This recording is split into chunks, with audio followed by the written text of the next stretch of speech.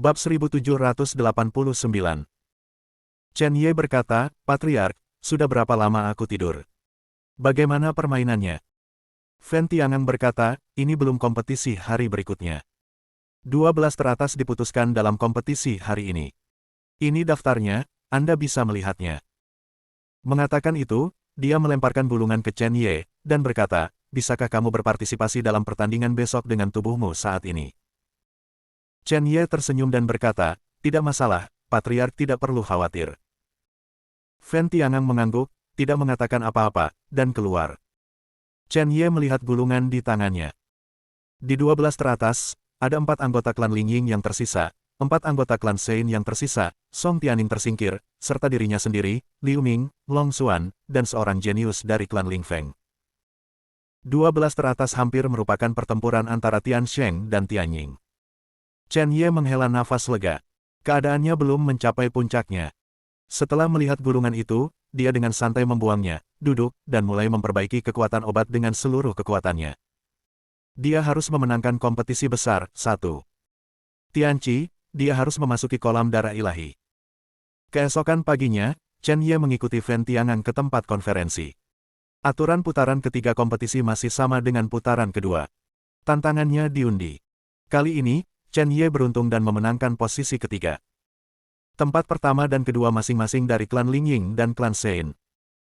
Di bawah naungan lelaki tua kekar, anggota klan Bayangan Langit menaiki cincin batu biru, tetapi yang mengejutkan Chen Ye, orang ini sebenarnya menantang sesama dari klan yang sama, dengan senyum yang tidak wajar di wajahnya.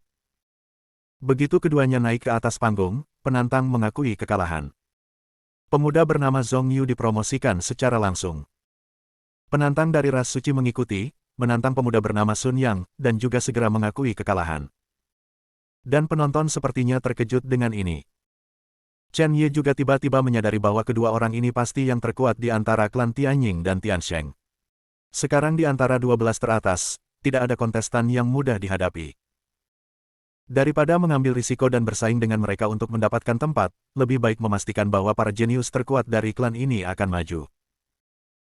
Di satu sisi, kedua jenius ini tidak kelelahan dalam persaingan dan dapat memastikan bahwa mereka berada di puncak ketika bersaing untuk 3 besar. Di sisi lain, mereka juga menghindari paparan kekuatan mereka yang berlebihan. Sebaliknya, sangat bermanfaat bagi mereka untuk dapat mengamati lawan di pertempuran berikutnya. Lagi pula, bahkan jika mereka menghadapi lawan ini di lapangan sekarang, bahkan jika mereka menang, mereka akan membayar harga yang akan mempengaruhi pertandingan besok. 2 game pertama berakhir dengan cepat, dan akhirnya tiba saatnya bagi Chen Ye untuk menantang. Pria tua kekar itu memandang Chen Ye dan berkata, Chen Ye, siapa yang akan kamu tantang? Chen Ye melirik Liu Ming dan Long Xuan. Tentu saja, dia tidak memiliki ide untuk menantang teman-teman sekelasnya sekarang.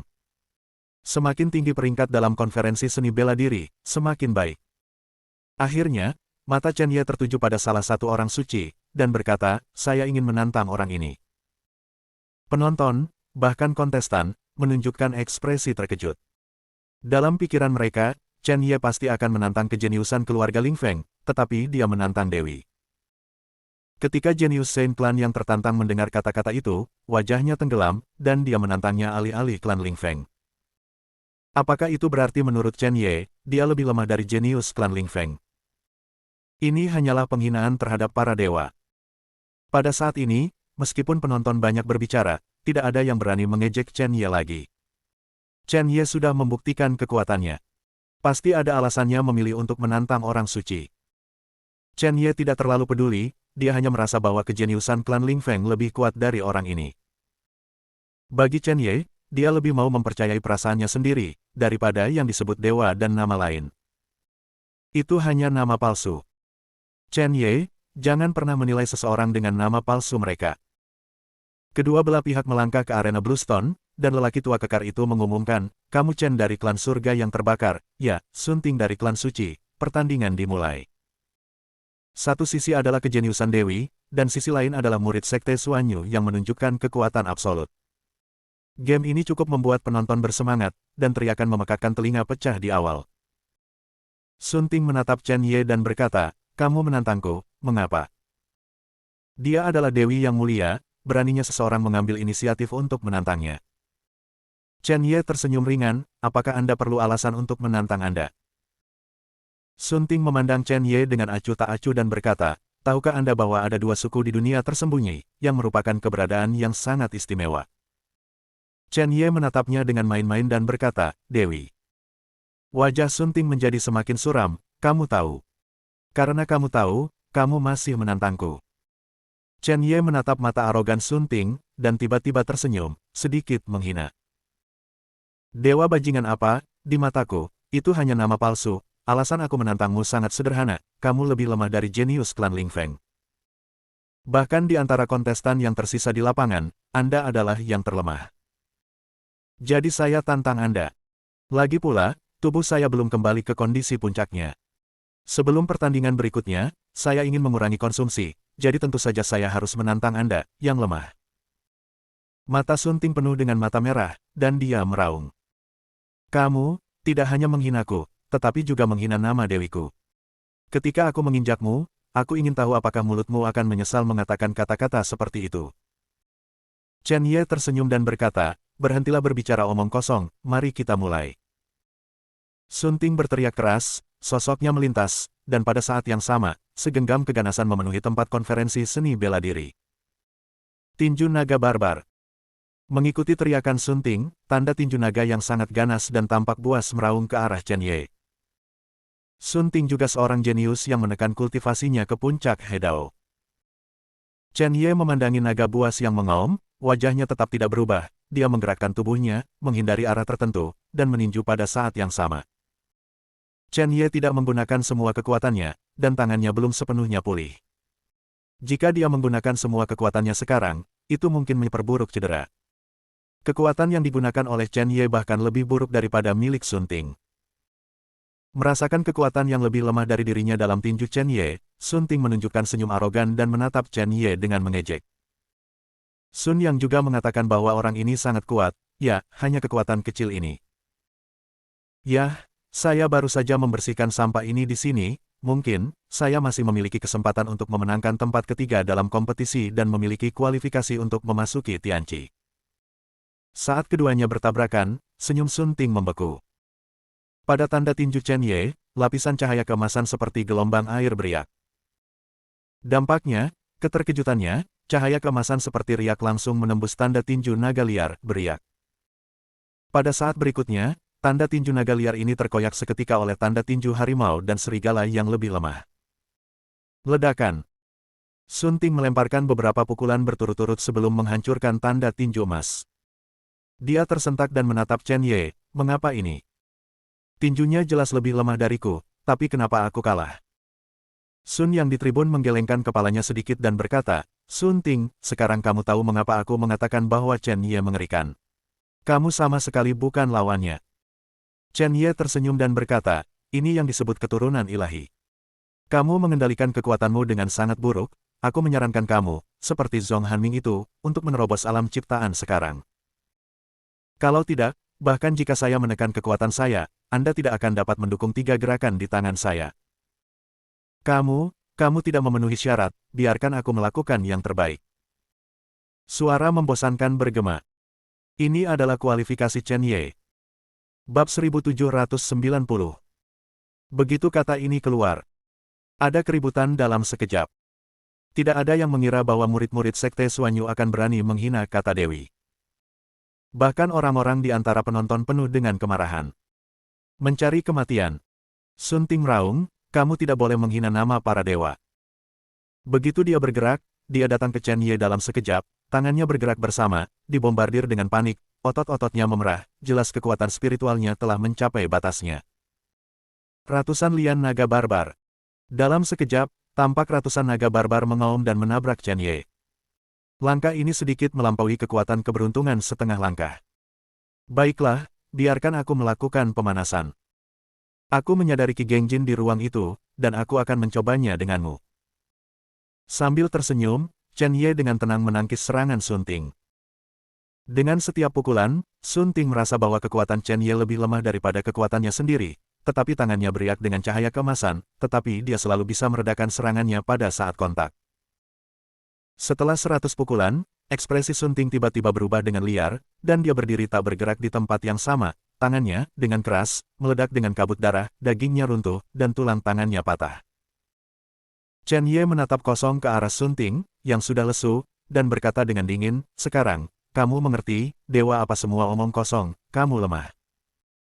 Kemudian, dia tiba-tiba terbang dan menendang Sun Ting dengan keras.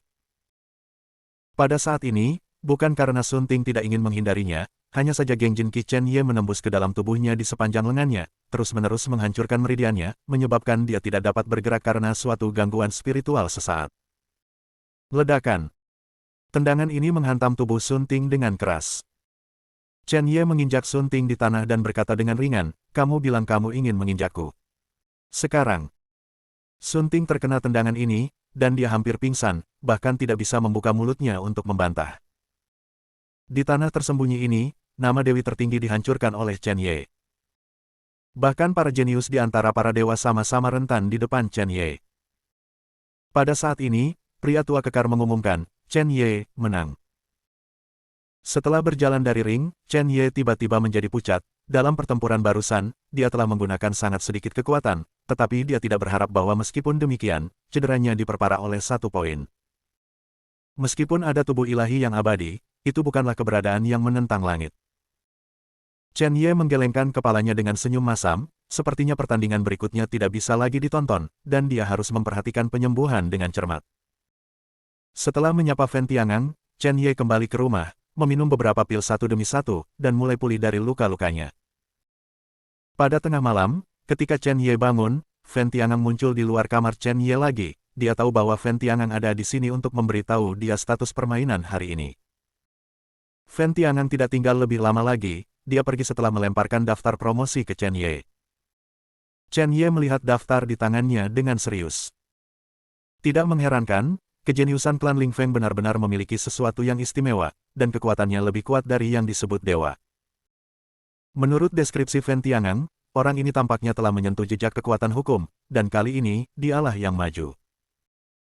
Selain dua jenius dari Sein Clan dan Ling Ying Clan yang menang tanpa perlawanan di awal, Liu Ming dan Long Xuan juga berhasil maju, namun Long Xuan juga tampaknya terluka parah dalam pertempuran ini. Pertandingan besok adalah menentukan 3 besar, selama kemenangan dimenangkan besok, kualifikasi murid rahasia dapat dijamin. Pada saat itu, ketika dia pergi dari sini, dia juga bisa pergi ke Master Sekte Xuanyu dan bertanya tentang reinkarnasi Xuanbei. Pada awalnya, kakak senior Zining mengatakan pada dirinya sendiri bahwa jika dia menjadi murid rahasia Sekte Xuanyu, dia memenuhi syarat untuk mengobrol dengan tuannya tentang monumen reinkarnasi. Namun, goal Chen Ye tentu saja bukan hanya 3 besar. Dia pasti akan mendapatkan tempat pertama dan memasuki area darah Dewa Kolam Surgawi. Wanita misterius yang menyelamatkannya di Istana Kaisar Wanjian punya alasan untuk membiarkannya datang ke Tianqi. Segera, dia meletakkan gulungan itu, menutup matanya, dan terus menyembuhkan. Sebelum pertandingan besok, dia seharusnya hampir bisa pulih. Keesokan harinya, Chen Ye datang ke tempat konferensi seni bela diri. Setelah lotre selesai, yang pertama muncul adalah jenius bernama Zhong Yu dari klan Ling Ying. Dengan senyum yang tidak wajar di wajahnya, seolah menatap mangsanya, dia mengunci Long Xuan, yang sedikit pucat. Long Xuan tidak memiliki tubuh abadi, dan kecepatan pemulihan secara alami tidak sejahat Chen Ye. Keduanya memasuki ring. Pria tua kekar mengumumkan, Zhong Yu vs Long Xuan, permainan dimulai. Long Xuan merasa seolah-olah dia sedang menghadapi musuh besar, dan jari-jarinya mengepal dalam sekejap, dan ada semburan naga mengaum di sekujur tubuhnya. Dia tahu bahwa Zhong Yu sangat kuat, dan dia terluka sekarang. Pertempuran ini akan terjadi. Tidak mudah. Dan Zhong Yu melihat Long Xuan saat ini, dan mengeluarkan 2 tawa yang tidak wajar, menarik, apakah Anda manusia atau binatang? Mata Long Xuan tenggelam ketika dia mendengar kata-kata, "Oh. Bagaimana denganmu? Semangatmu sangat tidak normal, apakah kamu manusia atau anjing gila?" Zhong Yu tertegun sejenak, lalu langsung tertawa terbahak-bahak. Tiba-tiba, dia berhenti tersenyum. Dengan ketidakpedulian yang tidak wajar di wajahnya, dia menatap Long Xuan Dao dengan dingin, binatang kecil Xuanyuezong memiliki mulut yang sangat beracun, maka aku akan menggigitmu sampai mati. Setelah itu, sosok Zhong Yu tiba-tiba menghilang, pupil Long Xuan menyusut, dan bahkan dalam persepsinya, sosok Zhong Yu sepertinya menghilang. Detik berikutnya, tinju di sisi Long Xuan, seolah-olah muncul dari udara tipis, menghantam wajah Long Xuan dengan keras. Ledakan. Cincin Bluestone bergetar, dan tubuh Long Xuan terpental bersamanya. Energi naga di wajahnya hancur, darah menyembur liar, dan matanya penuh kejutan. Sungguh kecepatan yang luar biasa. Selain itu, tampaknya tidak hanya kecepatannya yang cepat, Zhong Yu ini tampaknya dapat melarikan diri dari kesadarannya. Pada saat Zhong Yu menembak, Long Xuan menyadari posisinya dan tidak punya waktu untuk bereaksi. Jika dia tidak dengan enggan mengaktifkan senjata ajaib pada saat terakhir, pukulan barusan mungkin telah melukainya dengan serius. Tubuh Long Xuan terbalik di udara, dan kinaga garis keturunan yang terinspirasi oleh teknik rahasia sepenuhnya menyelimutinya. Tepat ketika dia hendak mengendalikan tubuhnya untuk mendarat, sosok Zhong Yu menghilang lagi. Long Xuan menarik napas dalam-dalam dan memaksakan setetes esensi darah, tapi kali ini, serangan Zhong Yu tidak datang. Setelah Long Xuan mendarat, dia segera mulai mencari sosok Zhong Yu. Tiba-tiba, tawa yang tidak wajar terdengar di belakangnya.